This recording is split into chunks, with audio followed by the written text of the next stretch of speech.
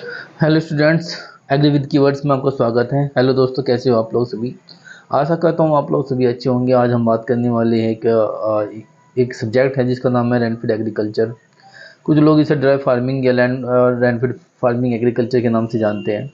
यदि आपको हमारा कंटेंट अच्छा लगता है, हमारी वीडियो अगर आपको पसंद आती है तो हम हमारी वीडियो को अप्लाई कीजिएगा। हाँ, यदि आपने चैनल को सब्सक्राइब नहीं किया है तो आप चैनल को सब्सक्राइब जरूर कीजिएगा, क्योंकि वीडियो बनाने में बहुत मेहनत लगती है। आप लोग अगर सपोर्ट नहीं करोगे तो कौन करेगा। एग्रीकल्चर के स्टूडेंट हैं, ठीक है, तो थोड़ा सा आपको भी थोड़ा सा कर्तव्य बनता है कि आप ये चीज़ों को देखें। बाकी अगर आपको कोई क्वेश्चन है, अगर किसी तरह का डाउट इस सेशन के बाद होता है तो आप कमेंट में आप ज़रूर लिखिएगा।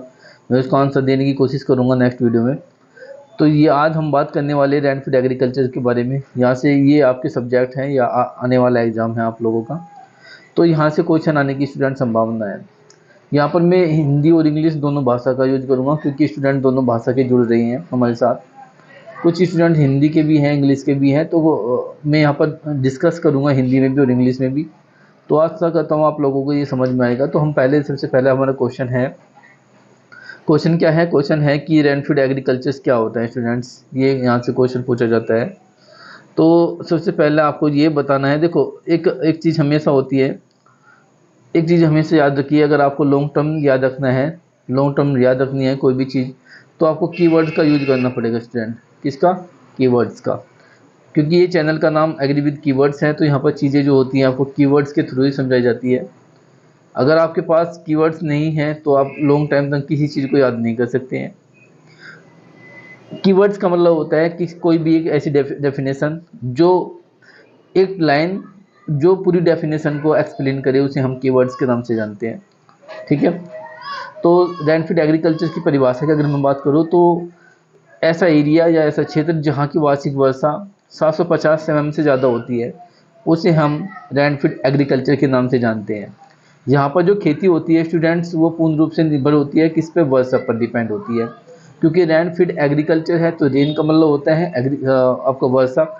ऐसी एग्रीकल्चर यानी कि ऐसा क्रॉप कल्टीवेशन जो डिपेंड है किस पर डिपेंड है? वर्षा पर डिपेंड है, उसे हम क्या बोलते हैं? रेनफीड एग्रीकल्चर बोलते हैं। और वहाँ का जो एनुअल रेनफॉल है, एक साल में जो वर्षा होती है वो 75 सेंटीमीटर से ज़्यादा होनी चाहिए, 750 एम से ज़्यादा होनी चाहिए, उसे हम रेनफीड एग्रीकल्चर के नाम से जानते हैं। ये तो हो गए डेफिनेशन। स्टूडेंट्स, हिंदी वाला स्टूडेंट इसको यहाँ से यहाँ तक लिख सकता है डेफिनेशन के नाम से।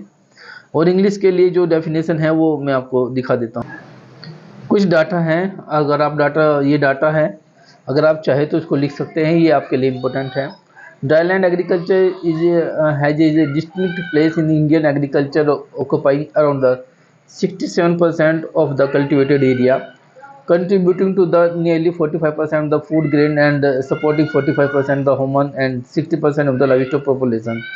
Most of 80 से 90% of the pulse oil seeds and millets are confirmed in the dryland ecosystems. Okay, तो ये ड्राईलैंड एग्रीकल्चर का थोड़ा सा मैंने आपको एक डाटा डिस्कस किया है। ड्राईलैंड एग्रीकल्चर का मतलब जो होता है कि ऐसी फसलें जो entirely under the rainfed condition में, यानी कि जो वर्षा के ऊपर डिपेंड होती है, वर्षा पर जो निर्भर होती है, उसे हम क्या बोलते हैं? रेनफीड एग्रीकल्चर के नाम से जानते हैं। तो कहने की कोशिश ये कर रहा है स्टूडेंट्स, ये ठीक है। ड्राईलैंड एग्रीकल्चर का मतलब होता है कि जो क्रॉप होती हैं, growing of crops entirely under the rainfed condition. एक डेफिनेशन आप ड्राईलैंड एग्रीकल्चर की यहाँ से लिख सकते हैं। ड्राई फार्मिंग ये सब कुछ है। आप रेनफीड फार्मिंग की बात कर रहे थे, तो यहाँ पर आप देख सकते हैं स्टूडेंट्स, ये टर्म है, आप इसको अच्छे से याद कीजिएगा। ड्राई फार्मिंग किसे कहते हैं? ड्राई फार्मिंग, ड्राई मतलब सूखा, फार्मिंग माने खेती, शुष्क खेती। आप इसे शुष्क खेती के नाम से भी जान सकते हैं। Cultivation of crops in area where the average annual rainfall less than 750 mm per annum, आप ऐसे कह सकते हैं।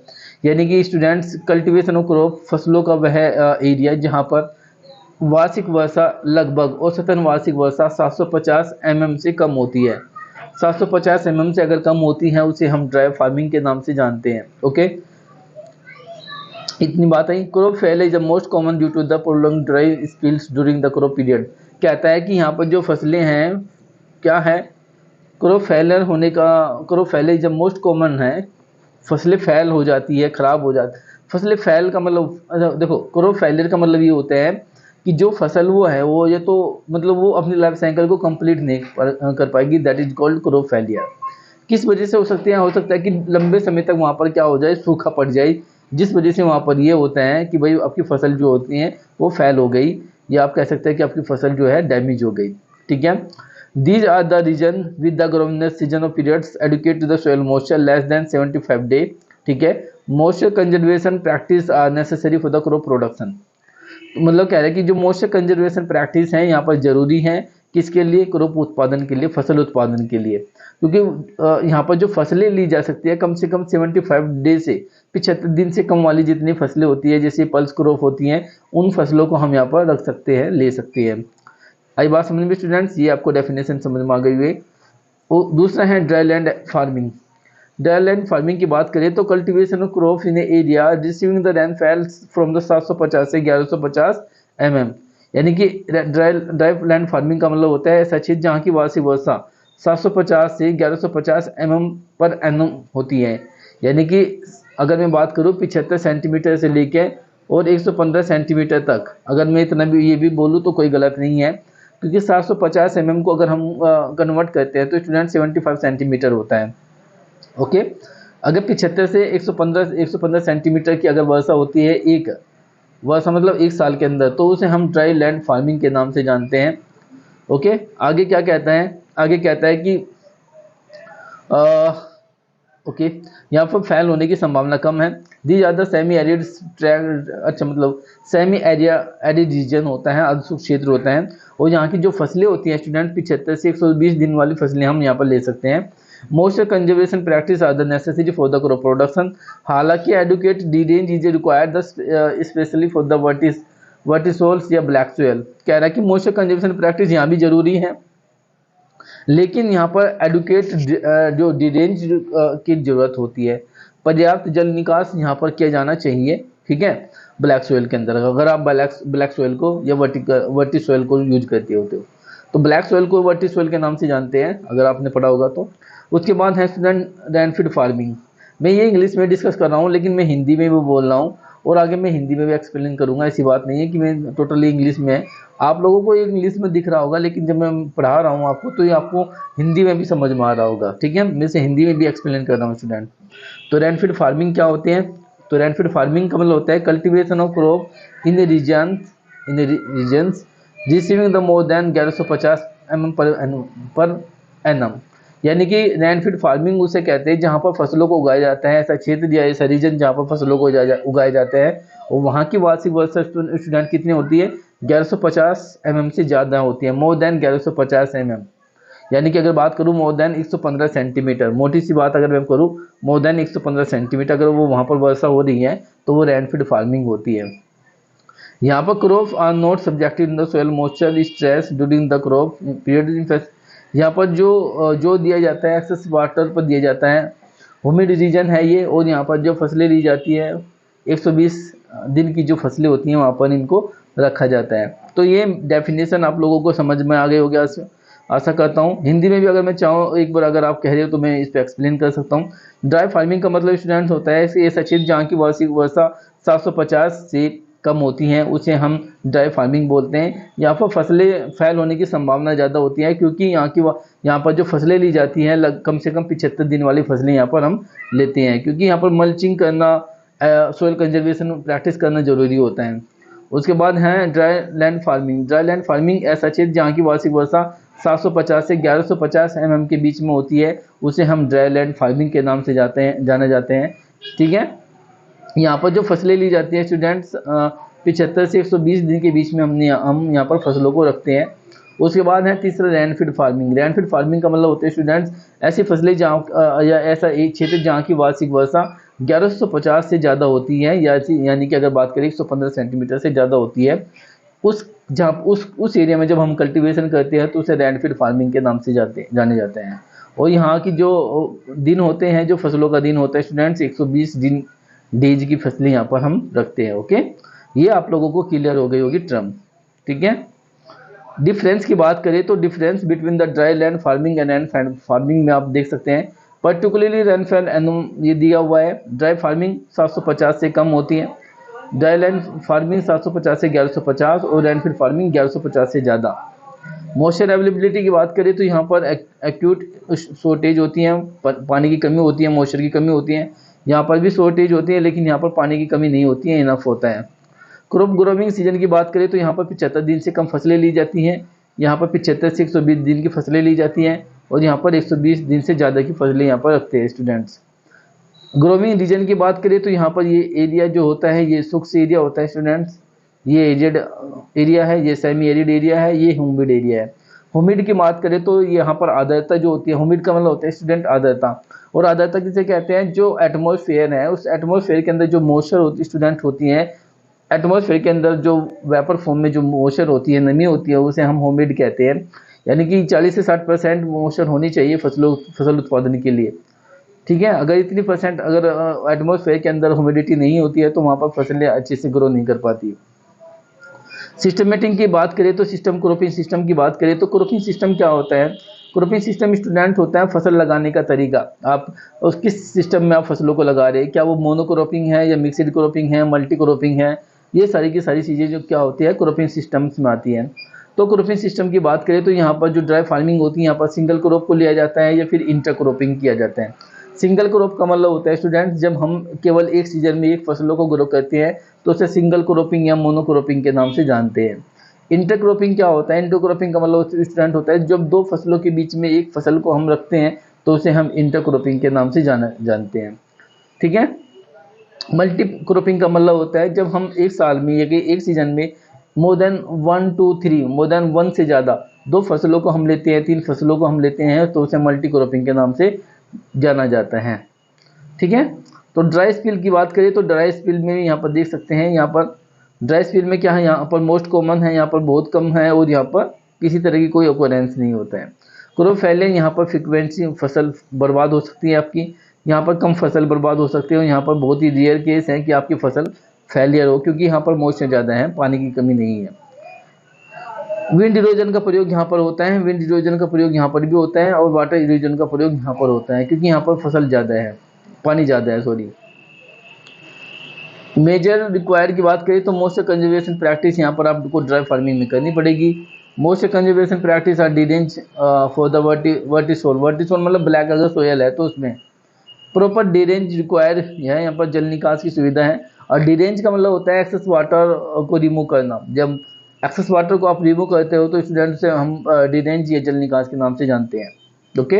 ये यहाँ तक का मैंने आपको ये टर्मिनोलॉजी आपको आशा करता हूँ ये टर्म आपको समझ में आ गई होगी। मैंने बहुत ही सिंपल वे में इसको एक्सप्लेन करने की कोशिश की है। ऐसा नहीं है कि मैं हिंदी में नहीं बोल रहा हूँ, मैं हिंदी में भी बोल रहा हूँ और इंग्लिश में भी बोल रहा हूँ, ठीक है।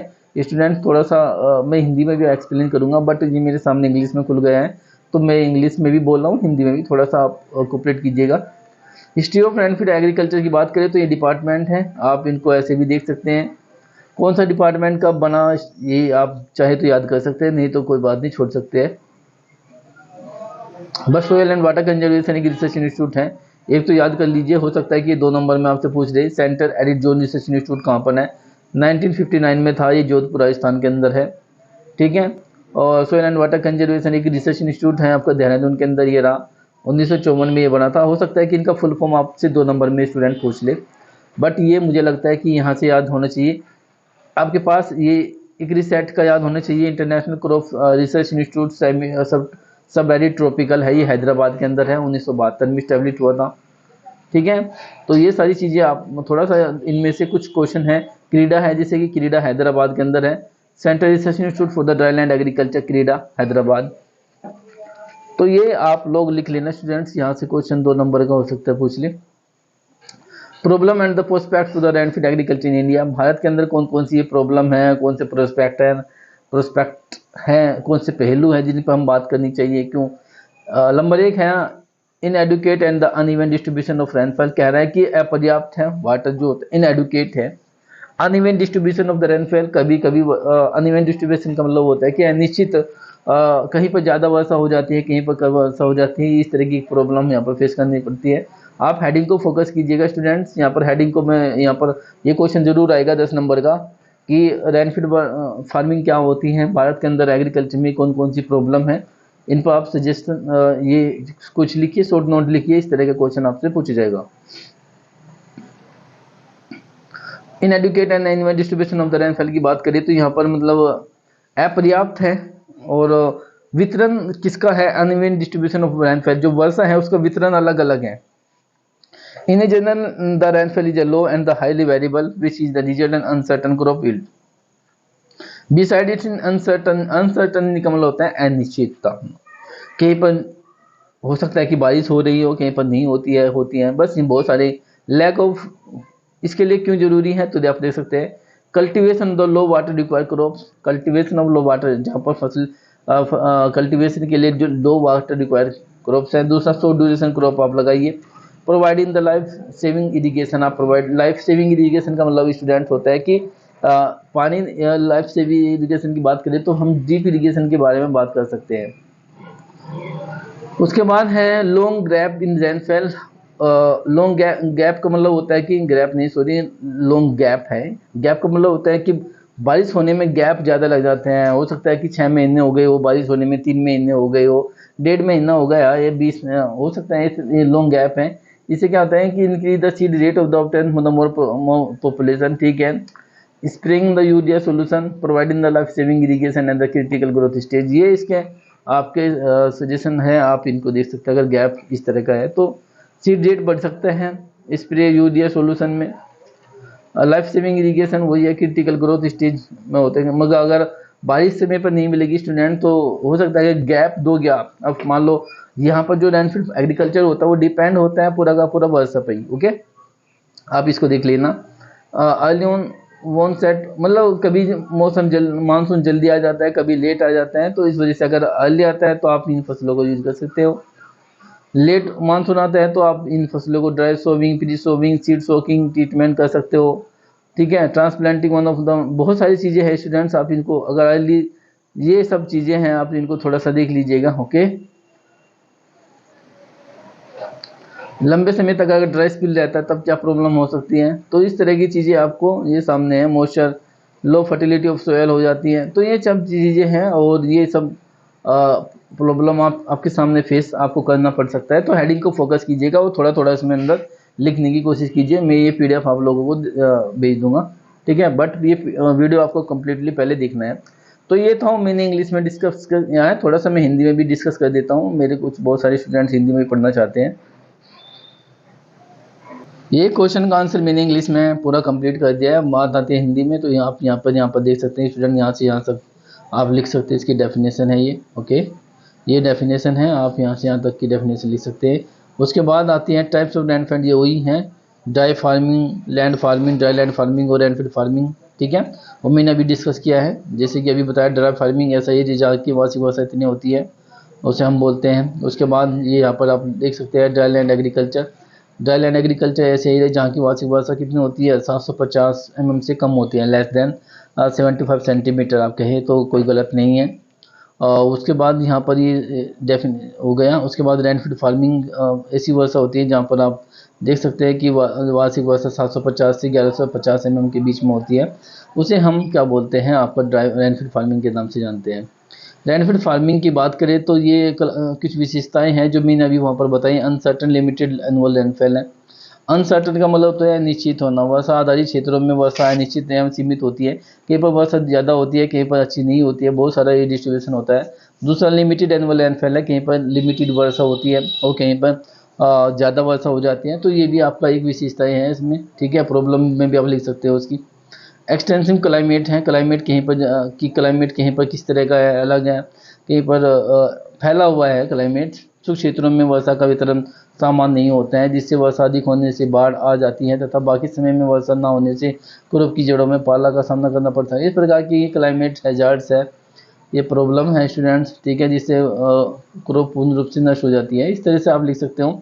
अनडल्टिंग सोयल सरफेस है। अनडल्टिंग सोयल सरफेस का मतलब ये होता है कि जो सोयल है स्टूडेंट वो सामान नहीं है, वो उसका सामान नहीं है, यानी कि अनडल्टिंग का मतलब होता है जो सोयल है ऊंची नीची है, जिससे जो इरिगेशन होता है या रेनफॉल होती है वहाँ पर प्रॉब्लम हो सकती है। हो सकता है कि वहाँ पर लीचिंग की प्रॉब्लम हो जाए, हो सकता है कि वहाँ पर इन्फिल्ट्रेशन हो जाए, हो सकता है कि वहाँ पर जो वाटर है वो नीचे चला जाए सॉइल की सरफेस में, ये अनडल्टिंग सॉइल सरफेस की वजह से हो सकता है। तो ये सब चीज़ आप हिंदी में भी है देख लेना, इंग्लिश में भी।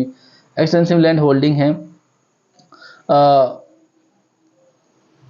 एक्सटेंसिव लैंड होल्डिंग का मतलब होता है वर्षा के अनिश्चित एवं वितरण होने के कारण फसल आंशिक या पूर्ण रूप से नष्ट हो जाती है। ऐसी स्थिति में पशुओं मनुष्य के जीवन यापन के लिए प्रॉब्लम हो सकती है, क्योंकि वहाँ पर बहुत सारे जो हो सकता है कि वहाँ पर एक्सटेंसिव का मतलब होता है कि उसको प्रसार किए हुए है, बहुत सारे लोग डिपेंड है, ठीक है। एक्सटेंसिव एग्रीकल्चर है, ठीक है। ड्राई लैंड एरिया में इरिगेशन की कमी होने के कारण वहाँ हमेशा एक्सटेंसिव एग्रीकल्चर होती है, अर्थात बहुत कम फसलें ही ले पाते हैं, ठीक है। ऐसा नहीं है कि हम सभी फसलें वहाँ पर ले सकते हैं, कुछ फसल ही ले सकते हैं। जैसे कि मैं पल्स क्रॉप की बात करूँ तो पल्स क्रॉप को हम ड्राई लैंड एग्रीकल्चर या ड्राई लैंड फार्मिंग में करते हैं, क्योंकि मध्य प्रदेश की अगर बात आप करोगे तो एमपी में सबसे ज़्यादा जो पल्स प्रोडक्शन का होता है, तो क्योंकि वहाँ पर वर्षा कम होती है। रिलेटिव लार्ज प्रोड्यूस सब कुछ आप हैं, similar type of crop, lower crop yield, बस ये प्रॉब्लम है, देख लेना। ये इंपॉर्टेंस है ड्राई लैंड और इम्पोर्टेंस है ये ड्राई फार्मिंग या ड्राई लैंड फार्मिंग की इम्पोर्टेंस है ये इम्पोर्टेंस पॉइंट है, महत्वपूर्ण बिंदु है स्टूडेंट, इन पर थोड़ा फोकस कीजिएगा। ये सब मैं आप लोगों को दे दूंगा हिंदी में भी, जो स्टूडेंट्स है यहाँ पर डिफरेंस है थोड़ा सा हिंदी में भी यहाँ पर दिया हुआ है, तो आप यहाँ पर भी देख सकते हो, यहाँ पर भी डिफरेंस दिया हुआ है। ये रेनफीड फार्मिंग है और ये ड्राई फार्मिंग या ड्राई लैंड फार्मिंग है। इस एरिया में रेनफॉल 750 से अधिक होती है, उसे हम रेनफीड फार्मिंग कहते हैं। ऐसे एरिया जहाँ की रेनफॉल 750 से कम होती है, तो ये सब आप लोगों को अभी मैंने डिस्कस किया है। यहाँ पर विंड वेलोसिटी कम होती है और यहाँ पर विंड वेलोसिटी ज़्यादा होती है। यहाँ वर्षा का पर्याप्त तथा अपेक्षाकृत अच्छा वितरण होता है, बट यहाँ पर अच्छा नहीं होता है। रेनफीड फार्मिंग ड्राई लैंड फार्मिंग नहीं होती है, आप कह सकते हो। सभी ड्राई लैंड फार्मिंग रेनफीड फार्मिंग ही होती हैं, ये भी आप कह सकते हो। सोयल प्राइम मीडियम फर्टिलिटी तथा टेक्सचर में विभिन्नता पाए जाते हैं, तो ये डिफरेंस स्टूडेंट हो सकता है कि आप लोगों से 5 नंबर में ये पूछें, यहाँ पर वाटर कंजर्वेशन अधिक महत्वपूर्ण नहीं होता है, जबकि यहाँ पर वाटर कंजर्वेशन अधिक महत्वपूर्ण होता है। अब देखो वाटर कंजर्वेशन क्या होता है। वाटर कंजर्वेशन बहुत बार आपने सुना भी होगा, सोयल कंजर्वेशन भी आपने इस टर्म सुना होगा। वाटर कंजर्वेशन या सोयल कंजर्वेशन, देखो वाटर कंजर्वेशन का मतलब होता है कि सोयल जो आपका लैंड है या भूमि है उसमें से सोयल वाटर को कंजर्व करके रखना, वाटर को बचाना, ताकि वहाँ पर भी इवेपोरेट ना हो सके, वाष्पीकरण के द्वारा वो पानी ऊपर ना उड़ सके, एटमॉस्फेयर में न चला जाए। तो उसके लिए आप क्या करते हो, उसके लिए आप मल्चिंग का प्रयोग करते हो। मल्चिंग क्या होता है स्टूडेंट, मल्चिंग जो होता है, मान लो जैसे कि आपने क्या कोई धान की नर्सरी लगाई, तो धान की नर्सरी में आपको सीड को सोविंग करना पड़ेगा। सीड आपने बो दिया, उसके ऊपर आप अपने इरिगेशन भी दे दिया, और उसके ऊपर कोई आपने एक्स्ट्रा बिछा दिया, घास बिछा दिया आपने, फोडर जो ड्राई था सूखा हुआ जो चारा था वो बिछा दिया, ताकि जो सनलाइट है, सनलाइट का प्रकोप उस पर कम पड़ सके। ओके, सनलाइट का प्रकोप इफेक्ट कम पड़ सके और वहाँ से मॉइस्चर रिमूव ना हो। नहीं तो अगर आपको सीड है, अगर आप बार बार पानी दोगे तो आपके सीड खराब हो जाएगा, तो इसलिए उसे वाटर को कंजर्व करना पड़ता है, ठीक है। तो यहाँ पर कंडीशन है, बट यहाँ पर नहीं है, आप लोग पढ़ लेना इसको। हिस्ट्री मैंने आपको अभी डिस्कस किया है। प्रॉब्लम क्या है, प्रॉब्लम ऑफ सॉइल, यहाँ से क्वेश्चन आएगा स्टूडेंट्स, यहाँ से भी पूछा जाएगा, ठीक है। मानसून की अनियमितता है, कहीं पर ज़्यादा कहीं पर कम होती हैं। सेक्रेसिटी ऑफ वाटर मेन प्रॉब्लम है, पानी की बहुत कमी है, भूख। सेक्रेसिटी का मतलब होता है कि कमी होना, किसी कमी है, वाटर की कमी है, मेन प्रॉब्लम है। लो इवेपोरेटिव होता है, इवेपोरेशन कम होता है। लेस वाटर होल्डिंग कैपेसिटी है, मानसून की प्रॉब्लम है, मानसून कहीं पर ज़्यादा आता है कहीं पर ज़्यादा आता है। टोपोग्राफी ऑफ लैंड, भूमि का उतार चढ़ाव, उसका भौगोलिक स्थिति में प्रॉब्लम है, कहीं पर भूमि समतल है, कहीं पर ऊंची है, कहीं पर नीची है, इस वजह से भी प्रॉब्लम हमको फेस करनी पड़ती है स्टूडेंट। ये पॉइंट है, आप लोग लिख लेना। मेन प्रॉब्लम द रेनफीड फार्मिंग का रेनफेल है, रेनफेल का मतलब यही है, डिस्ट्रीब्यूशन ऑफ रेनफेल है, वायरेबिलिटी ऑफ द रेनफेल है, इंटेंसिटी ऑफ द रेनफेल डिस्ट्रीब्यूशन है, ऑनसेट मानसून है, कोई समय नहीं है, फिक्स नहीं है, कभी आ सकता है कभी नहीं आता है। ड्राई स्पीड होती है, ठीक है, स्प्रेड होती है, सूखा ज़्यादा होता है। सोल कॉन्सेंटेंट, ये सब चीज़ें हैं। सोशल इकोनॉमिक कॉन्सेंट ये कुछ नहीं है, आप कर सकते हो। अब आते हैं स्टूडेंट, टॉपिक है ड्रोट। ड्रोट क्या होता है या सूखा किसे कहते हैं, यहाँ से क्वेश्चन भी पूछा जाता है कि सूखा क्या है। सूखा एक विशिष्ट प्रक्रिया है जो कि लंबे समय तक वर्षा के अभाव में तीव्र वाष्पीकरण की प्रक्रिया से निर्मित होता है। जबकि कुछ लोग इसे कहते हैं कि इसने तो डेफिनेशन में बता दिया है। जबकि मैं अगर ये कहूँ कि सूखा का मतलब होता है ड्रोट, यानी कि ऐसी कंडीशन जहाँ पर पानी वर्षा जो होती है कम होती है। अब कम कितने होती हैं, कम कितनी होती हैं, हो सकता है कि वहाँ पर 50 सेंटीमीटर से कम होती है, 500 mm से कम होती हैं और 60 mm से ज़्यादा होती है। इस कंडीशन को हम ड्रोट कह सकते हैं। ड्रोट का मतलब होता है कि सूखा, सूखा मतलब जहाँ पर वर्षा नहीं होती है उसे हम ड्रोट कह सकते हैं।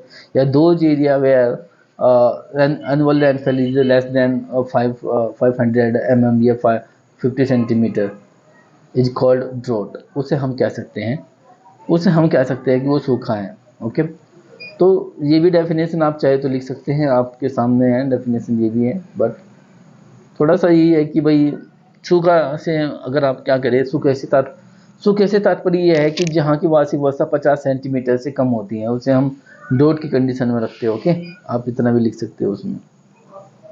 डॉट के प्रकार है, सूखे के बहुत सारे प्रकार होते हैं। मेट्रोलॉजिकल ड्रॉट होते हैं, एग्रीकल्चर ड्रॉट होते हैं, हाइड्रोलॉजिकल ड्रॉट होते हैं, सोशो इकोनॉमिक ड्रॉट होते हैं, इकोलॉजिकल ड्रॉट होते हैं। ये 5 हेडिंग हैं, इंग्लिश में भी लिखी हुई है, हिंदी में लिखना चाहे तो लिख लीजिए। भूगोल मेट्रोलॉजिकल का मतलब क्या होता है, मेट्रोलॉजी मतलब मौसम विज्ञान, एग्रीकल्चर मतलब कृषि, हाइड्रोलॉजी का मतलब होता है जल से संबंधित है, सोशो इकोनॉमिक्स का मतलब होता है सामाजिक आर्थिक से है, इकोलॉजिकल का मतलब होता है परिस्थिति ड्रॉट की कंडीशन से है।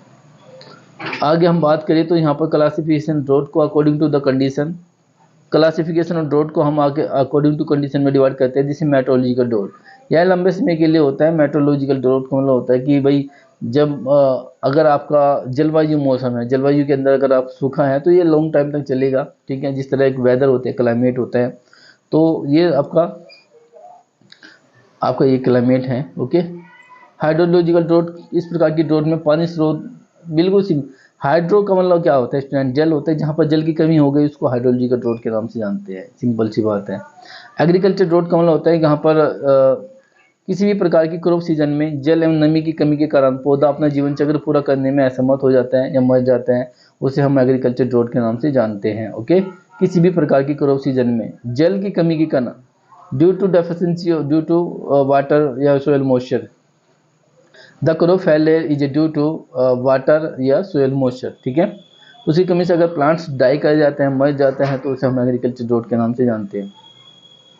According to the life cycle early stage of the drought, monsoon में देर होने के कारण फसल होने के बोने के बाद अगर लंबे समय तक सूखा पड़ता है तो उसे हम अर्ली स्टेज बोलते हैं।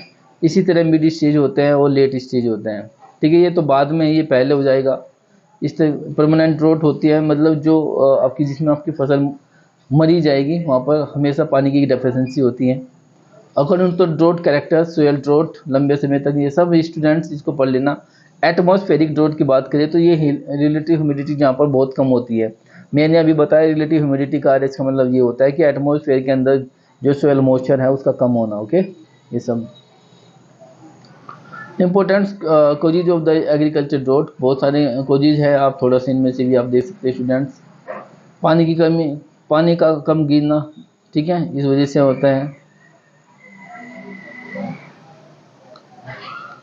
असमानता वितरण, मानसून का लेट आना, जल्दी मानसून चले जाना, lack of the proper soil and crop management, आपके पास प्रॉपर सोयल मैनेजमेंट करने का तरीका नहीं है। Lack long dry spell in the monsoon, monsoon में आप लंबे समय तक सूखा सहन करिए। तो इफेक्ट द ड्रॉट, क्या क्या इफेक्ट पड़ेगा, बिल्कुल वाटर रिलेशन पर भी इफेक्ट पड़ेगा, फोटोसिंथेसिस पे इफेक्ट पड़ेगा, रेस्पिरेशन पे इफेक्ट पड़ेगा, न्यूट्रिशन सही तरीके से नहीं होगा, उपज कम मिलेगी, ग्रोथ एंड डेवलपमेंट में प्रॉब्लम होगी, रिप्रोडक्शन एंड ग्रेन पर प्रॉब्लम होगी। ठीक है, मेटाबॉलिक रिएक्शन पे इफेक्ट पड़ेगा। तो ये सब चीज़ें हैं, इस पे हम डिस्कस कर चुके हैं, ये आप देख लीजिएगा, ये इंपॉर्टेंट है। इफेक्ट, ड्रॉट क्या है, सूखा क्या है, फसलों पर इसका क्या प्रभाव है, तो आप यहाँ पर देख सकते हो। ड्रॉट की परिभाषा मैंने बता दी, उसके प्रकार मैंने बता दिए और इसके इफेक्ट भी मैंने डिस्कस किए। Problem and prospect of rainfed agriculture in India, भारत में क्या प्रॉब्लम है, क्या इसकी प्रोस्पेक्ट है, इसको अगर डिस्कस करें तो यहाँ पर आप फसल उत्पादन में विभिन्न प्रकार की बन रहे हैं, निम्न प्रकार से इनको वर्गीकृत किया गया है। वर्षा की अपर्याप्त असमान वितरण, वही है अनएडुकेटेड रेनफॉल ऑफ द, फिर अनडिस्ट्रीब्यूशन या uncertain distribution of the rainfall, वही है। वर्षा, लॉन्ग गैप रेनफॉल, वर्षा में लंबी दूरी, अभी बताया था मैंने। उसके बाद है मानसून की देरी से शुरुआत होना। अगर एक बात बताऊं तो मानसून बार बार आ रहा हो, देखो मैं बता देता हूँ। भारत के अंदर दो तरीके के मानसून आते हैं, साउथ वेस्ट मानसून आते हैं, नॉर्थ वेस्ट मानसून आते हैं। तो भारत के अंदर जो सबसे ज़्यादा वर्षा होती है साउथ वेस्ट मानसून से होती है। कितनी होती है? 75% होती है। कहाँ पर आता है? महाराष्ट्र में आता है, साउथ इंडिया में आता है। कब आता है? जून में आता है। ओके, 75% भारत के अंदर उस मानसून से होती है। स्टूडेंट, इसको थोड़ा सा आप याद कीजिएगा। क्या अपनाएं क्या ना करें, मानसून की शुरुआत, बारिश जल्दी समाप्त होना, लंबे समय तक सूखे की अवधि, ये सब चीज़ें हैं, आप लोग पढ़ लेना, इसका कोई दिक्कत नहीं। प्रोस्पेक्ट क्या है कि आप इसको कैसे कंट्रोल कर सकते हैं, रेनफीड फार्मिंग में आप क्या करें जिससे आप इसको, प्रोस्पेक्ट क्या है आपके पहलू, आप उपचार क्या दे रहे हो, आपके पास सजेशन क्या है। मिक्सड फार्मिंग करें स्टूडेंट, सिंपल सा एक है मिक्सड फार्मिंग। देखो, एक मिक्सड क्रॉपिंग होता है, एक मिक्सड फार्मिंग होता है। तो दोनों को एक्सप्लेन कर देते हैं हम, ठीक है। तो मिक्सड क्रॉपिंग की बात, मतलब मेरा कहने का ये जो कहना चाह रहा है ना, इसकी बात सुनो। यही कहना चाह रहा है कि हम क्या प्रोस्पेक्ट्स हैं आपके पास भारत में कि इसको कंट्रोल किया जा सके। तो कंट्रोल करने के लिए कुछ है तो है, बिल्कुल। सॉरी, मिक्सड फार्मिंग है। अब मिक्सड फार्मिंग का मतलब स्टूडेंट क्या होता है? मिक्सड फार्मिंग का मतलब देख लीजिए, एक होता है इंटरक्रॉपिंग, एक होता है मिक्सिंग मिक्सिंग क्रॉपिंग, एक होता है मिक्सड फार्मिंग। तीनों समझिए। मिक्सड फार्मिंग का मतलब होता है कि आप एग्रीकल्चर कल्टीवेशन तो कर रहे हैं, आप एग्रीकल्चर प्रैक्टिस तो कर रहे हैं, फसल का उत्पादन तो कर रही हैं, उसके साथ यदि आप पोल्ट्री, डेयरी या क्रॉप प्रोडक्शन, मतलब पोल्ट्री या डेयरी भी करेंगे तो वो हमारे लिए मिक्सड फार्मिंग हो जाएगा। तो मिक्सड फार्मिंग का मतलब होता है कि जब हम फसलों के उत्पादन के साथ साथ लाइव स्टॉक प्रोडक्शन भी करें तो उसे हम मिक्सड फार्मिंग के नाम से जानते हैं। ओके, बात समझ में आई? मिक्सड मतलब मिश्रित फसल खेती, यानी कि यहाँ पर हम खेती तो करेंगे, एग्रीकल्चर का प्रोडक्शन तो करेंगे, बट साथ में ही लाइव स्टॉक प्रोडक्शन को भी देखेंगे, जैसे कि डेयरी करेंगे, पोल्ट्री करेंगे, पिगिंग करेंगे, फिश आपका फिशिकल्चर करेंगे, सेरीकल्चर करेंगे। ये हमारे लिए मिक्सड फार्मिंग का कॉन्सेप्ट है। और ये मिक्सड फार्मिंग हो गया। अब आते हैं मिक्सड क्रॉपिंग के अंतर्गत। मिक्सड क्रॉपिंग का मतलब होता है कि जब दो फसलों के सीड को हम मिक्सड करके बो देते हैं तो उसे हम मिक्सड क्रॉपिंग के नाम से जानते हैं। या आप कह सकते हैं कि जब हम दो फसलों के बीच में अगर कोई हमने फसल लगाई और इसमें बिना किसी प्रकार का रो या पंक्ति के बिना जब हम फसलों को बो देते हैं तो उसे हम मिक्सड क्रॉपिंग के नाम से जानते हैं। जैसे अगर हमने वीट है, गेहूं में अगर हमने सरसों बो दिया तो हमारे लिए मिक्सड क्रॉपिंग हो गया वो, क्योंकि जब हमने उसमें रो नहीं बनाई, बिना किसी पंक्ति के मिक्सड करके हमने सीड को बो दिया तो मिक्सड क्रॉपिंग हो गई। और इंटर क्रॉपिंग का मतलब होता है कि दो फसलों के बीच में एक फसल लेनी है। मान लो आपने क्या किया स्टूडेंट्स, यहाँ पर एक फसल ले ली, एक फसल ये रही और एक फसल ये और एक फसल यहाँ पर ये रही, इस फसल को हम इंटर क्रॉपिंग के नाम से जानेंगे। ओके, क्योंकि यहाँ पर हम पंक्ति का ध्यान रखेंगे स्टूडेंट। ओके, उसके बाद ये सब चीज़ें आप लोग पढ़ लेना। मोनोक्रॉपिंग क्या है? मोनोक्रॉपिंग लेंगे सब। मोनोक्रॉपिंग का मतलब होता है कि जब हम एक फसलों को एक सीजन में केवल एक ही फसल को उगाना है, कोई भी फसल हो सकती है, तो उसे हम मोनोक्रॉपिंग सिस्टम के नाम से जानते हैं। जैसे कि अगर मैं बात करूं उत्तर प्रदेश के जिले मुजफ्फरनगर में आप बैठे हो, तो यहाँ पर क्या है कि यहाँ पर यहाँ पर शुगर कैन का प्रायोरिटी है, यानी कि मोनोक्रॉपिंग यहाँ पर शुगर कैन है, क्योंकि यहाँ पर लोग जो फसल बोते हैं वो गन्ना बोते हैं। ठीक है, इस तरह आप कह सकते हो कि एक सीजन में केवल एक ही फसल को लेना। शॉर्ट ड्यूरेशन वैरायटी लेंगे। शॉर्ट ड्यूरेशन वैरायटी का मतलब होता है कि हम कम अवधि की वैरायटी का प्रयोग करेंगे, ताकि हमें जो रेनफीड फार्मिंग है, जो हमें सॉरी माफ़ कीजिएगा। तो शॉर्ट ड्यूरेशन वैरायटी हम लेंगे, क्योंकि स्टूडेंट हमको रेनफीड जो एरिया होता है वहाँ पर जो वर्षा होती है वो कम होती है, पानी की डेफिशिएंसी होती है, तो हम चाहेंगे कि कम अवधि की फसलें वहाँ पर लें, ताकि हमारा जो उद्देश्य है वो पूरा हो जाए। डॉट टॉलरेंस वैरायटी लेंगे। डॉट टॉलरेंस वैरायटी का मतलब होता है कि ऐसी वैरायटी का प्रयोग करेंगे जहाँ पर जो सूखे को सहन कर ले। सूखे को सहन करने वाली फसल की जो कुछ वैरायटी है, जाति है, कुछ फसलों की जात वैरायटी है, तो उनको हम लेंगे। लंबी अवधि वाली फसलों को हम अपन न लेकर ड्रोट टोलरेंट को लेंगे, यानी कि जो सूखे को भी सहन कर ले, ऐसी वैरायटी हम ले सकते हैं। सोयल एंड वाटर कंजर्वेशन ये मेजर टेक्निक है, ये अलग टॉपिक है आप लोगों का। तो यहाँ तक मैंने dry land farming, dry land agricultures के बारे में बात किया है, उसकी प्रॉब्लम्स के बारे में बात किया है स्टूडेंट, ठीक है। तो यदि किसी स्टूडेंट को अब तक यहाँ पर कोई प्रॉब्लम है तो वो अपनी प्रॉब्लम को शेयर कर सकते हैं, ठीक है। चलो ठीक है, आगे स्टार्ट करते हैं। Soil and water conservation measure technique है कुछ, जैसे agronomical measure of the soil and water conservation है, जैसे आपका स्ट्रिप क्रॉपिंग है। स्ट्रिप क्रॉपिंग का मतलब क्या होता है स्टूडेंट? स्ट्रिप क्रॉपिंग का मतलब होता है, स्ट्रिप माने होते हैं पट्टी। जब हम किसी फसलों को पट्टी में लगाते हैं, स्ट्रिप मतलब पट्टी, पट्टी इस तरह की होती है, जैसे मान लो ये पट्टी है इस तरह की, ये रही यहाँ पर पंक्ति नहीं, पट्टियों में लगाते हैं, तो उसे हम स्ट्रिप क्रॉपिंग के नाम से जानते हैं। आप चाहें तो मैं इसको दिखा भी दूंगा, ऐसी बात नहीं है, आप लोग देखना चाहो तो देख लो, देखने से हो सकता है कि आप लोगों को ज़्यादा समझ में आ जाए। देख सकते हो स्टूडेंट्स, यहाँ पर है, ये देखो, ये स्ट्रिप क्रॉपिंग है। यहाँ पर क्या है कि यहाँ पर हम फसलों को क्या ले रहे हैं, अलग अलग फसलों को ले रहे हैं, लेकिन उन फसलों में हम एक पट्टी लगा रहे हैं, यानी कि उनकी फसलों के बीच में हम स्ट्रिप लगा रहे हैं।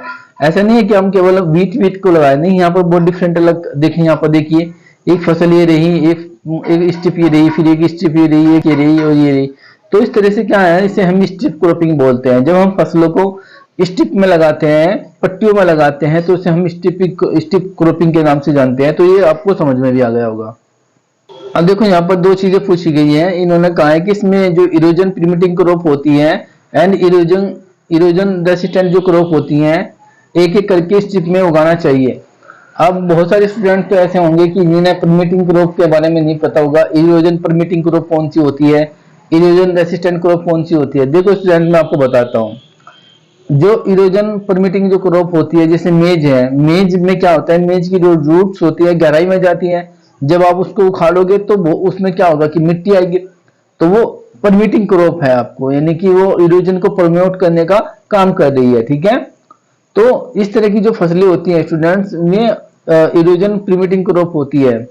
परमिट मतलब कि वो उसको बढ़ावा दे रही है, और इरोजन रेसिस्टेंट क्रॉप का मतलब होता है ऐसी फसलें जो इरोजन रेसिस्टेंट को कंट्रोल करती है, यानी कि मैं उनको इरोजन नहीं होने देती, ठीक है, जो पकड़ के रखती है। जो जैसे अगर मैं बात करूं, कॉफी का नाम आपने सुना होगा, लोबिया का नाम आपने सुना होगा। तो लोबिया में क्या होता है, इरोजन नहीं होता है, क्योंकि जो लोबिया की फसल है, कॉफी जो फसल है, वो फैल के चलती है, यानी कि वो कैसी होती है, वो जमीन पर फैल जाती है। तो अगर वहां पर सोयल के पार्टिकल्स इधर से उधर जाएंगे तो नहीं जाएंगे, क्योंकि जो उनकी रूट्स हैं उसको जकड़े रखती है स्टूडेंट, ठीक है, बात सुन। तो इससे इस तरह की रेसिस्टेंट क्रॉप को आप लगा सकते हैं। ये बारीकियां हैं, आपको बहुत कम मिलेगी। देख लीजिए, यहाँ पर कॉटन है, जवार है, बाजरा है, ये रेसिस्टेंट क्रॉप है आप, ठीक है, लेग्यूम, ग्राउंडनट, ठीक है, इस तरह की फसलें हैं। ये बहुत चीजें आपको किताबों में नहीं मिलेगी हैं, ठीक है, आप इनको ढूंढते रहोगे। बट इस वीडियो को देखने के बाद मैं आप दावे से कह सकता हूँ, जो भी स्टूडेंट्स इस पे एक वीडियो और आएंगी, 2 वीडियो मैं लाऊंगा, 2 भी हो सकते हैं, 3 भी, आपके एग्जाम से पहले कोशिश करूंगा कि 2 या 3 वीडियो तो हुई, ठीक है। अभी ये फर्स्ट पार्ट है, जो स्टूडेंट्स इनको देखेगा तीनों पार्ट को, तो वो अच्छे नंबर ला सकते हैं इसमें, क्योंकि सारी चीजें मैं डिस्कस कर रहा हूँ यहाँ पर हिंदी और इंग्लिश में भी। उसके बाद है मल्चिंग। मल्चिंग का मतलब स्टूडेंट्स क्या होता है, मैंने अभी बताया था कि सोइल मॉइस्चर को कंजर्व करना। और मल्च एक artificial and natural plants residues होते हैं एंड अदर मटेरियल्स हो सकते हैं, जिसको सोइल सरफेस पर अप्लाई करते हैं, जिसका मेन ऑब्जेक्टिव क्या होता है, सोइल मॉइस्चर कंजर्व करना होता है, टेम्परेचर कंट्रोल करना होता है, prevention of run of and erosion, improvement in the soil structure, weed control. इसमें कौन कौन से होते हैं, पेडिस्ट्रा हो सकते हैं, हर्स होते हैं, डस्ट हो सकते हैं।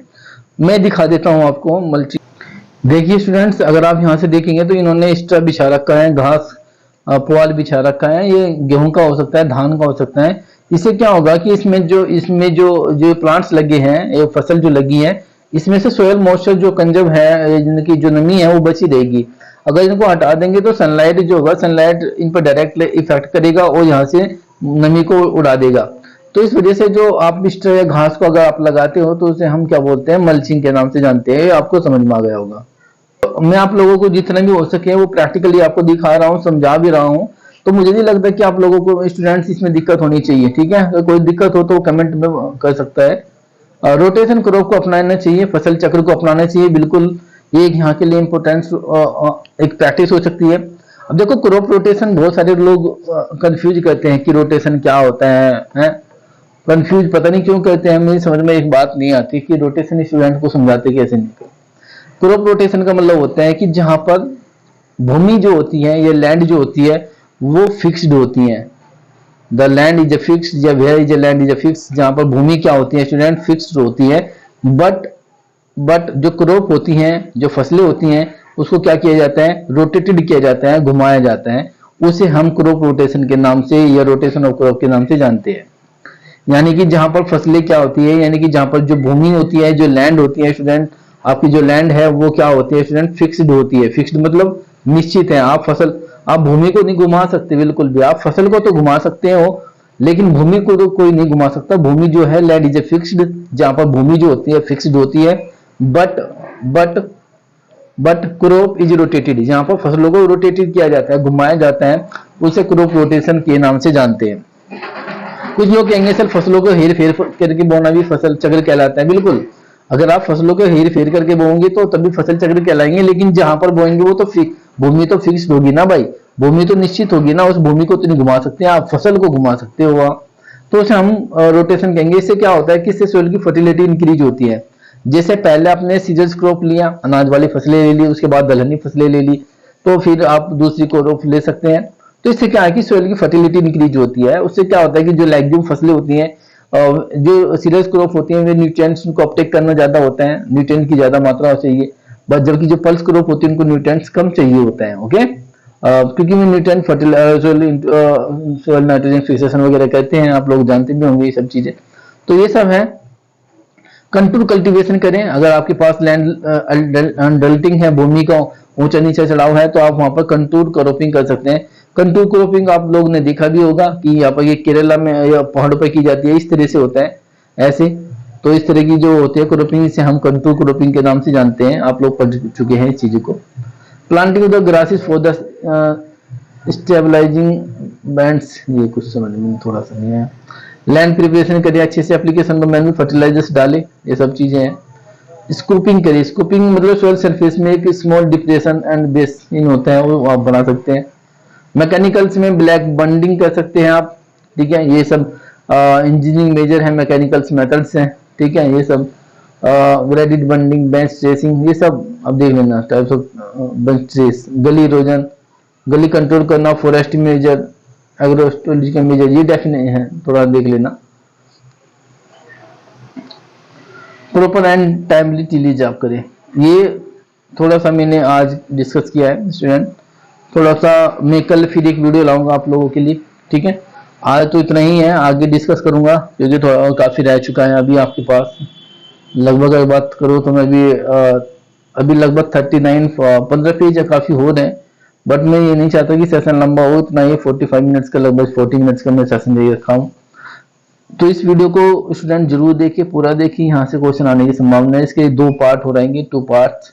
इसके बाद एक पार्ट और उसके बाद एग्जाम से पहले एक पार्ट और मैं लाने की कोशिश करूंगा, ताकि आप लोगों के छोटे छोटे क्वेश्चन इसमें सोल्व हो जाए। ओके, तो आज के लिए इतना ही, फिर मिलते हैं नेक्स्ट वीडियो में। अगर आपको हमारा वीडियो अच्छा लगा, आप हमारी वीडियो को, अगर आपको हमारी वीडियो पसंद आई तो लाइक करना ना भूले और सब्सक्राइब तो बिल्कुल भी ना भूले। ठीक है, आज के लिए इतना ही, धन्यवाद दोस्तों। Okay, thank you.